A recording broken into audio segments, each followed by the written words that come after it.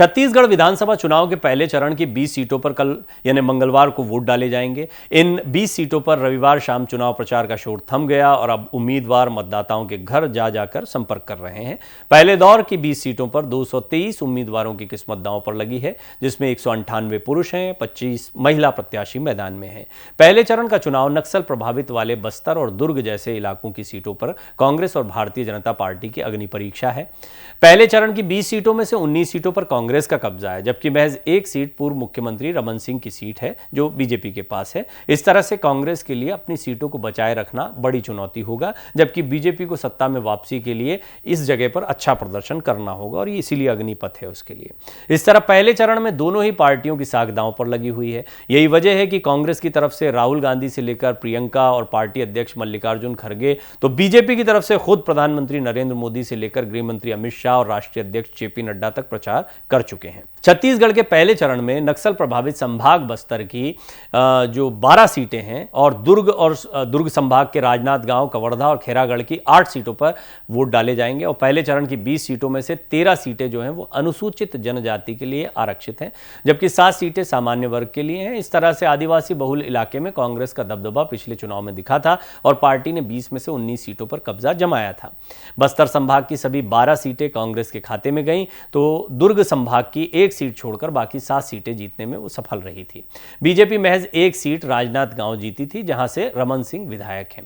बस्तर की सभी 12 सीटों पर कांग्रेस ने कब्जा जमा रखा है। इतना ही नहीं, बस्तर की लोकसभा सीट पर भी कांग्रेस का ही सांसद है। इससे पहले तक बीजेपी यहां मजबूत रही थी। 2013 के चुनाव में यहां की 8 सीटों पर कांग्रेस और 4 सीटों पर बीजेपी जीत दर्ज करने में कामयाब रही थी। 2008 के चुनाव में बीजेपी को 10 सीटों पर जीत मिली थी, तो कांग्रेस को 1 सीट और 1 सीट अन्य के खाते में गई थी। 2003 के चुनाव में बस्तर की 12 में से 9 सीटें बीजेपी और 3 सीटें कांग्रेस जीतने में सफल रही थी। लेकिन 20 साल बाद बस्तर का क्षेत्र अब कांग्रेस का मजबूत गढ़ बन चुका है। दुर्ग संभाग में 8 विधानसभा सीटें आती हैं। इसमें राजनांदगांव, डोंगरगढ़, डोंगरगांव, खुज्जी, मोहला मानपुर, कबीरधाम, कवर्धा, पंडरिया और खैरागढ़ सीट शामिल हैं और बीजेपी 2018 के चुनाव में राजनांदगांव सीट ही जीत पाई थी। और जैसा मैंने आपको इस रिपोर्ट में पहले भी बताया है कि पूर्व मुख्यमंत्री दिग्गज नेता डॉक्टर रमन सिंह जो हैं वो यहाँ से जीते थे। बाकी की जितनी सीटें हैं वो कांग्रेस के खाते में गई थी। वैसे तो 20 सीटों में से 19 सीटें गई थी, सिर्फ यही एक सीट थी जो डॉक्टर रमन सिंह के पास में रही थी। अब ये बड़ा दिलचस्प पहलू है। ये जो पहले चरण का मतदान है इसलिए महत्वपूर्ण है क्योंकि कांग्रेस के सामने चुनौती बड़ी है। कांग्रेस पहले जो है वो यहाँ की सारी सीटें जीत चुकी है। एंटी इनकम्बेंसी कह लीजिए या पुराने प्रदर्शन को दोहराने की चुनौती कह लीजिए, कांग्रेस बीजेपी के पास यहाँ पर पाने के लिए बहुत कुछ है, खोने के लिए कुछ नहीं है। और कांग्रेस के पास यहाँ चुनौती बहुत बड़ी है। बीजेपी के पास जैसा मैंने आपको बताया कि खोने के लिए कुछ खास नहीं है, लेकिन सत्ता में वापसी का यही एक रास्ता है। बीजेपी अगर बस्तर और दुर्ग संभाग इलाके में अपने खोए हुए सियासी जनाधार को वापस हासिल नहीं कर पाती है तो उसके लिए मुश्किल खड़ी हो सकती है। छत्तीसगढ़ के पहले चरण में कांग्रेस और बीजेपी ही नहीं बल्कि दोनों ही पार्टी के दिग्गज नेताओं की अग्नि परीक्षा है। पूर्व सीएम और बीजेपी के दिग्गज नेता डॉक्टर रमन सिंह एक बार फिर अपनी सीट राजनांदगांव से चुनावी मैदान में है। ये सीट उनकी परंपरागत सीट मानी जाती है। 2008 से लगातार यहां से जीत रहे हैं। इसके अलावा बीजेपी के दिग्गज नेताओं में नारायणपुर सीट पर पूर्व मंत्री केदार कश्यप, कोंडागांव सीट पर पूर्व मंत्री लता उसेंडी और बीजापुर सीट पर पूर्व मंत्री महेश गागड़ा और भानु प्रतापपुर सीट पर पूर्व मंत्री विक्रम उसेंडी की साख दांव पर है। पहले चरण में ही कांग्रेस के मुस्लिम चेहरे और बघेल सरकार में मंत्री मोहम्मद अकबर का असली इम्तिहान भी होना है। कवर्धा सीट से एक बार फिर से अकबर उतरे हैं, जबकि 2018 से पहले सीट पर बीजेपी का कब्जा था। चित्रकूट सीट पर कांग्रेस के प्रदेश अध्यक्ष और सांसद दीपक बैज की साख दांव पर लगी है। कांग्रेस ने उन्हें विधानसभा चुनाव मैदान में उतारा है। इसके अलावा कोंडागांव से मंत्री मोहन मरकाम, कोंटा सीट पर मंत्री कवासी लखमा की साख दांव पर है। इस तरह से पहले चरण में बघेल सरकार के भी 3 मंत्रियों और प्रदेश अध्यक्ष की साख दांव पर लगी है। छत्तीसगढ़ की सियासत में जंगल से ही प्रदेश का तख्त और ताज तय होता है। पहले चरण में जिन 20 विधानसभा सीटों पर चुनाव है वो घनघोर जंगल और पहाड़ी क्षेत्र से घिरा हुआ है। दुर्ग संभाग का 60% हिस्सा जंगल क्षेत्र है, तो इसी तरह से दुर्ग संभाग के जिलों को भी जंगल और नक्सल प्रभावित क्षेत्र माना जाता है।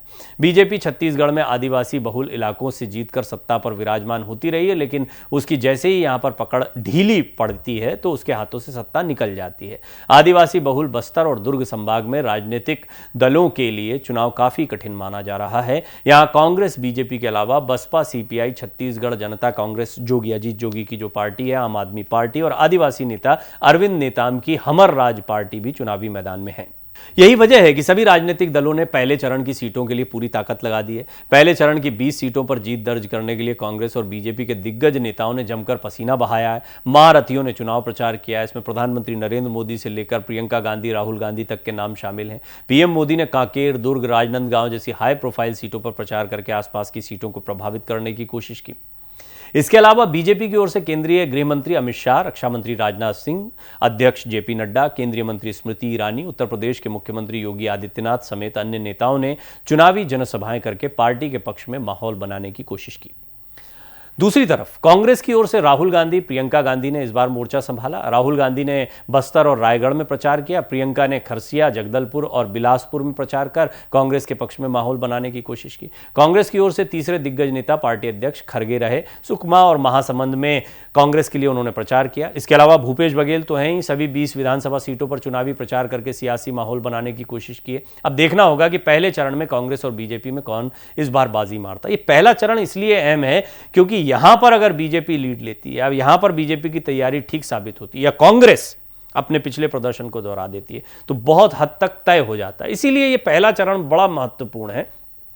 बड़ा छोटा राज्य है छत्तीसगढ़ और उसमें ये जो शुरुआती चरण होगा, खास तौर पर ये जो आदिवासी बहुल इलाका है, यहाँ पर जो बाजी मारता है, अगर बीजेपी अपने पुराने दिनों को लौटा लाती है या फिर पिछले प्रदर्शन को कांग्रेस दोहरा लेती है तो जो भी कुछ करेंगे इस पहले चरण में ये तय हो जाएगा कि कौन बाजी मारने जा रहा है। सत्ता की बाजी जो है वो महज इन 20 सीटों से या इस पहले चरण से तय हो सकती है।